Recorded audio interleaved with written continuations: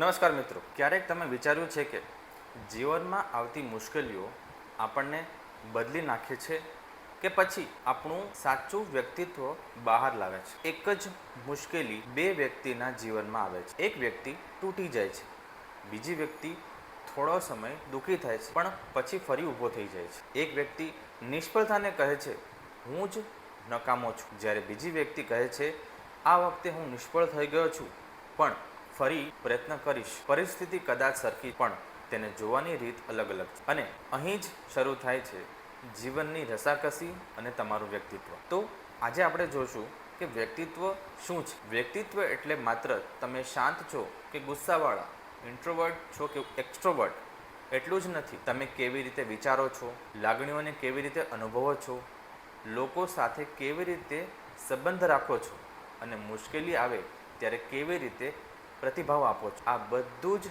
એક વિશિષ્ટ કોમ્બિનેશન્સ એટલે તમારું વ્યક્તિત્વ. ઘણી વખત આપણે આપણા વ્યક્તિત્વને સૌથી સારી રીતે ત્યારે ઓળખીએ છીએ જ્યારે જીવન આપણી ઈચ્છા પ્રમાણે નથી ચાલતું. કારણ કે સારા સમયમાં આપણો સ્વભાવ દેખાય છે પણ મુશ્કેલ સમયમાં આપણી માનસિક રચના દેખાય છે. જીવનની રસાકસી ક્યારથી શરૂ થાય છે? આપણી પાસે જીવન માટે ઘણી અપેક્ષાઓ હોય છે.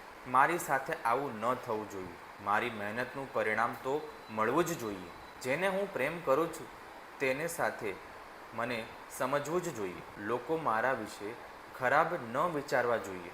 પણ જીવન હંમેશા આપણા નિયમો પ્રમાણે નથી ચાલતું. ક્યારેક સંબંધો તૂટે છે, ક્યારેક કારકિર્દીમાં નુકસાની થાય છે, ક્યારેક પૈસાની મુશ્કેલી આવે છે, ક્યારેક પોતાના જ લોકો નિરાશ કરે છે. અને અહીં એક વ્યક્તિ અને એક મહત્ત્વની વાત સમજવાની છે.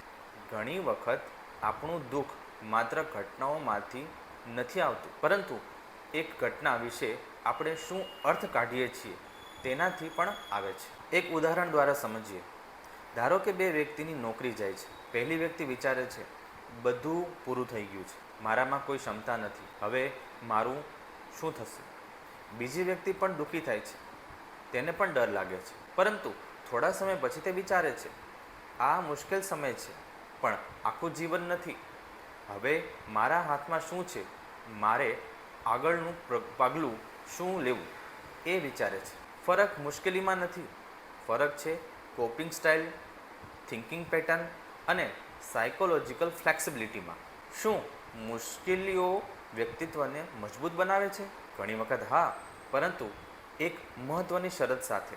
દરેક દુઃખ માણસને આપોઆપ મજબૂત નથી બનાવતું. મુશ્કેલી પછી આપણે તેને કેવી રીતે પ્રોસેસ કરીએ છીએ, શું શીખીએ છીએ અને પોતાની જાતને કેવી રીતે ફરી ગોઠવીએ છીએ તે વધુ મહત્ત્વનું છે. કેટલીક વ્યક્તિઓ મુશ્કેલી પછી વધુ કઠોર બની જાય છે. હવે હું કોઈના પર વિશ્વાસ નહીં કરું, જ્યારે બીજી વ્યક્તિ શીખે છે વિશ્વાસ રાખીશ પરંતુ બાઉન્ડ્રીઝ સાથે. આ બંને વચ્ચે બહુ મોટો તફાવત છે. એક છે ઇમોશનલ વોલ અને બીજી છે હેલ્ધી બાઉન્ડ્રીઝ. પોતાની જાતને 3 પ્રશ્નો પૂછો. જીવનમાં જ્યારે પણ મોટી રસાકસી આવે ત્યારે પોતાની જાતને પૂછો. 1.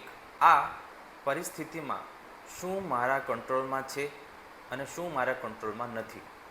જો તમારા કંટ્રોલમાં નથી, તેની સાથે સતત લડવાથી મન થાકી જાય છે. બીજું, હું અત્યારે હકીકત જોઈ રહ્યો છું કે મારા ડર દ્વારા હકીકત જોઈ રહ્યો છું? કારણ કે એન્ઝાયટી ઘણી વખત શક્યતાને સર્ટેનિટી બનાવી દે છે. કદાચ ખરાબ થશે, ધીમે ધીમે ખરાબ જ થવાનું છે બની જાય છે. અને ત્રીજો પ્રશ્ન, આ અનુભવ મને કેવો વ્યક્તિ બનાવે છે? વધુ બેટર કે વધુ બીટર?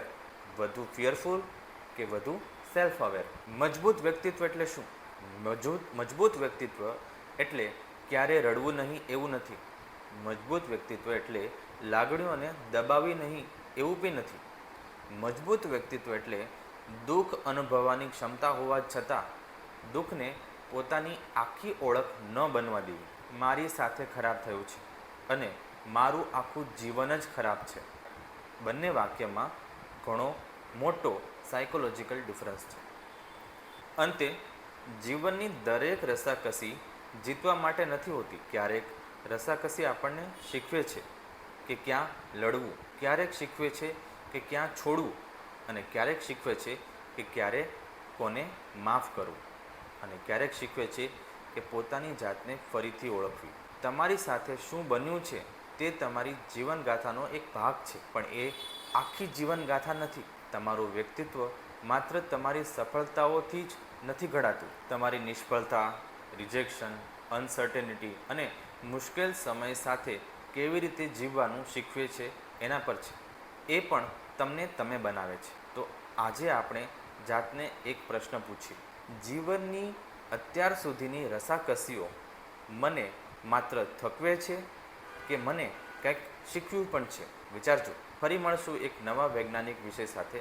તમારા મનને સમજવું એ પણ સ્વાસ્થ્ય જીવનનો એક મહત્ત્વનો ભાગ છે. જય હિન્દ.